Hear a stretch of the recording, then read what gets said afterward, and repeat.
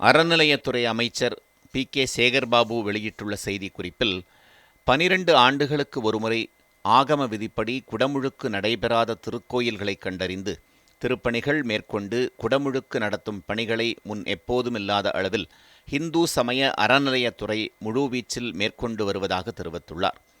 100 ஆண்டுகளுக்கு பிறகு 22 திருக்கோயில்களுக்கும், 80 ஆண்டுகளுக்கு பிறகு 10 திருக்கோயில்களுக்கும், 70 ஆண்டுகளுக்கு பிறகு 14 திருக்கோயில்களுக்கும், 60 ஆண்டுகளுக்கு பிறகு 21 திருக்கோயில்களுக்கும், 50 ஆண்டுகளுக்கு பிறகு 48 திருக்கோயில்களுக்கும் திருப்பணிகள் மேற்கொள்ளப்பட்டு குடமுழுக்கு நடத்தப்பட்டுள்ளன என்றும் அவர் சுட்டிக்காட்டியுள்ளார்.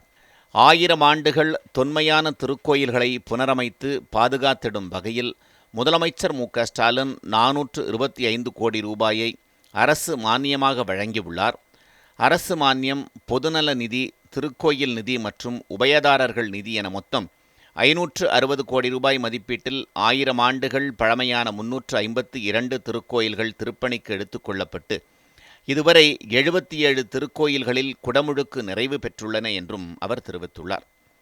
ஆதி திராவிடர் பழங்குடியினர் வாழும் பகுதிகளில் உள்ள திருக்கோயில்கள் மற்றும் கிராமப்புற திருக்கோயில்களுக்கான திருப்பணி நிதியுதவி 1 லட்சம் ரூபாயிலிருந்து 2.5 லட்சம் ரூபாயாக உயர்த்தப்பட்டு இதுவரை 10,000 திருக்கோயில்களுக்கு 212 கோடியே 50 லட்சம் ரூபாய் நிதி உதவியாக வழங்கப்பட்டுள்ளது என்றும் அவர் குறிப்பிட்டுள்ளார்.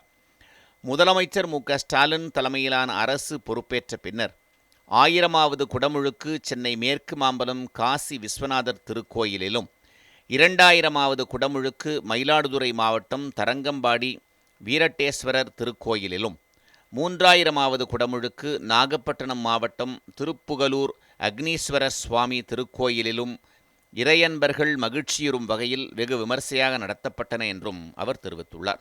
திராவிட மாடல் அரசின் மணிமகுடமாய் இந்து சமய அறநிலையத்துறையின் வரலாற்றுச் சாதனையாக 4000வது குடமுழுக்கு நன்னீராட்டு பெருவிழா சென்னை பெரம்பூர் சேமாத்தம்மன் திருக்கோயிலில் வருகின்ற 28ஆம் தேதியன்று அன்னை தமிழில் வேத மந்திரங்கள் முழங்க சிறப்பாக நடைபெற உள்ளது என்றும் அறநிலையத்துறை அமைச்சர் பி.கே. சேகர்பாபு தெரிவித்துள்ளார்.